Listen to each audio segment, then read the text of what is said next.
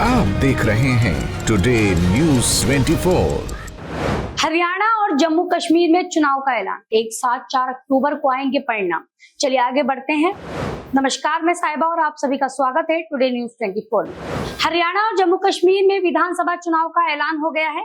निर्वाचन आयोग ने शुक्रवार को प्रेस कॉन्फ्रेंस कर इलेक्शन का शेड्यूल बताया है। जम्मू कश्मीर में 3 चरणों में मतदान होंगे, जबकि हरियाणा में एक ही राउंड में वोटिंग होगी। दोनों के चुनाव नतीजे एक ही साथ 4 अक्टूबर को घोषित होंगे। जम्मू कश्मीर में पहले राउंड के लिए नोटिफिकेशन 20 तारीख को होगा और 18 सितंबर को मतदान होगा। दूसरे राउंड की वोटिंग 25 सितंबर और तीसरे राउंड की वोटिंग 1 अक्टूबर को कराई जाएगी। अब हरियाणा की बात करें तो यहाँ एक ही राउंड में 1 अक्टूबर को मतदान होगा और 4 तारीख को ही जम्मू कश्मीर के साथ ही नतीजे आएंगे। हरियाणा में मतदाताओं की अंतरिम सूची 27 अगस्त को जारी की जाएगी। राज्य में 2.1 करोड़ मतदाता वोट डालेंगे। राज्य में कुल 20,629 पोलिंग बूथ होंगे। सीआईसी राजीव कुमार ने कहा कि इस बार हम बहुमंजिला इमारत में भी पोलिंग बूथ बनाएंगे। इसके अलावा इस्लाम इलाके में भी ऐसा किया जाएगा।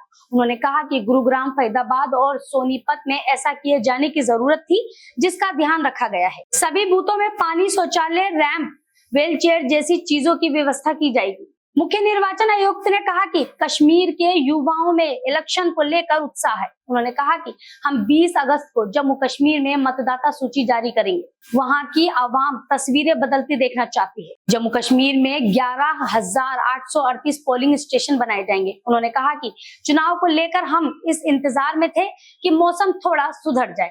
आगे उन्होंने कहा कि जम्मू कश्मीर में 20 लाख युवा मतदान के लिए तैयार हैं। हमने 2024 के आम चुनाव में कश्मीर में चुनावी लोकतंत्र की बुनियाद बताई थी। अब उस पर इमारत तैयार करने की जरूरत है। उन्होंने कहा कि सभी उम्मीदवारों को बराबर सुरक्षा दी जाएगी। जम्मू कश्मीर में 5 अगस्त 2019 के बाद राजनीतिक स्थितियां भी बदल गई हैं।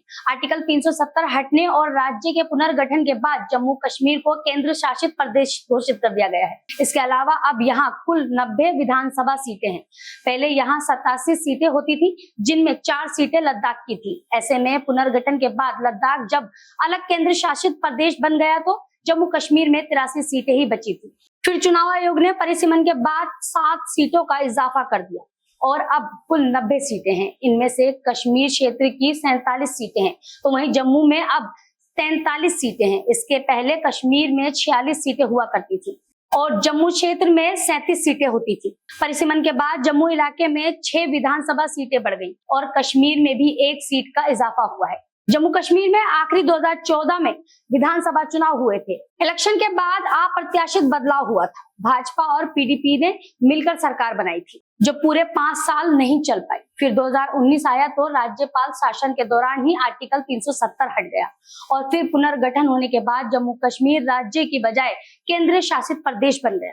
बता दें कि सुप्रीम कोर्ट 30 सितंबर तक जम्मू कश्मीर में चुनाव कराने का आदेश दे सकता है। बता दें कि हरियाणा विधानसभा की कुल 90 सीटें हैं, जिनमें भाजपा के पास फिलहाल 40 विधायक ही हैं। निर्दलीय के साथ वो सरकार मिलकर चला रहे हैं, लेकिन इस बार वापसी करने की चुनौती उनके सामने होगी। भाजपा ने 2014 में पहली बार हरियाणा में अपने दम पर सरकार बनाई थी और तब से लगातार 2 बार सत्ता में रह चुके हैं। चुनाव से कुछ ही महीने पहले उनका राज्य की सत्ता में शामिल रही जननायक जनता पार्टी से गठबंधन टूट चुका है, जो 2019 के विधानसभा इलेक्शन के बाद हुआ था। इस तरह लगातार तीसरी बार भाजपा अकेले ही चुनाव समर में उतरने जा रही है। तो ये थी हमारी चुनावी खबर। इसी तरह की खबरों के लिए हमारे चैनल को सब्सक्राइब करें, बेल आइकन दबाएं और हाँ, लाइक करना बिल्कुल न भूलें।